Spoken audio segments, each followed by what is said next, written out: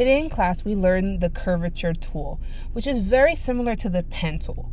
The pen tool allows you to choose where to put anchor points as well as how far to pull your Bezier handles, which makes it a little bit more of a difficult tool to use. The curvature tool is a little bit more implied. It kind of assumes where curves should go, which can be a good thing in some cases and a bad thing in others. So we're going to practice today using this tool.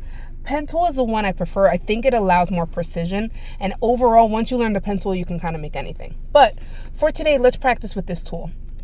The curvature tool is located right underneath the pen tool. Is shift, was it like a little asterisk, is the quick key. Now you can tell right from the beginning you're using this tool because it has a little like squiggly line next to it. Now I gave you some reminders on how to use the curvature tool. If you're going to draw a straight line, you're going to double click. And if you're going to draw a curved line, you're just going to click and put a point down. So let's pretend I'm drawing this line. I would click, double click, double click. You see that now it's a straight line? All the way around, just like I would with the pen tool. Make sure I close my path with that little zero.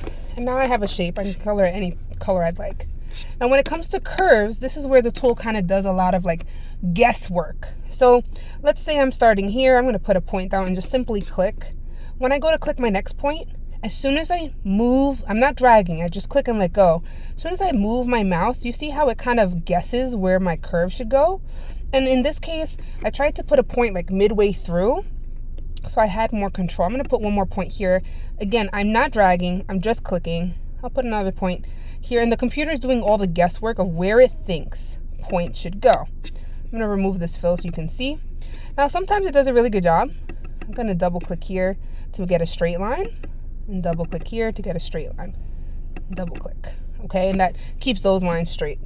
What I do like about the curvature tool is that with the curvature tool activated, you can click on any anchor point and control where it's located, how far or close things are, and you can still swap to your direct selection tool, click on a handle in this end, in this like case, and edit it. So curvature tool is good, you know, while it's activated, you can edit your points, but in order to get the handles, you do need your direct selection tool. So it has its benefits and has its drawbacks. What I'd like you to do for part one is just choose one of these shapes to practice using the curvature tool. I know you will be tempted to use the pen tool, but just for today, use this tool. Even if it's not perfect, it's practice.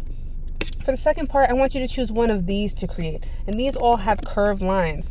So again, when you're using the curvature tool, you're just clicking on a point, clicking on another point, and then pulling and seeing what direction the curve goes in. If it's not perfect when you first start drawing, then you can fix it afterwards. Like this curve is not so great. I'll fix it when I'm done. And I'm gonna do one of these. It's okay, I can kind of move these with my curvature tool activated and then take my direct selection tool and kind of edit the handles to be a little larger or smaller depending how well I did, okay? The main chunk of today you're gonna spend recreating this little whale and a seaweed kind of vibe. What I'd like you to use is use only the curvature tool for this and maybe the ellipse tool for the bubbles. And then I want you to add some color. Please don't use these colors precisely. I'm just showing you an exemplar, and you'll place your design below. I decided to add some water so it looked more like an underwater scene, which you're welcome to do. If you finish early, there's an extension with some options to create some vector, simple vectors with the curvature tool. Get comfortable using the tool, save often. Good luck.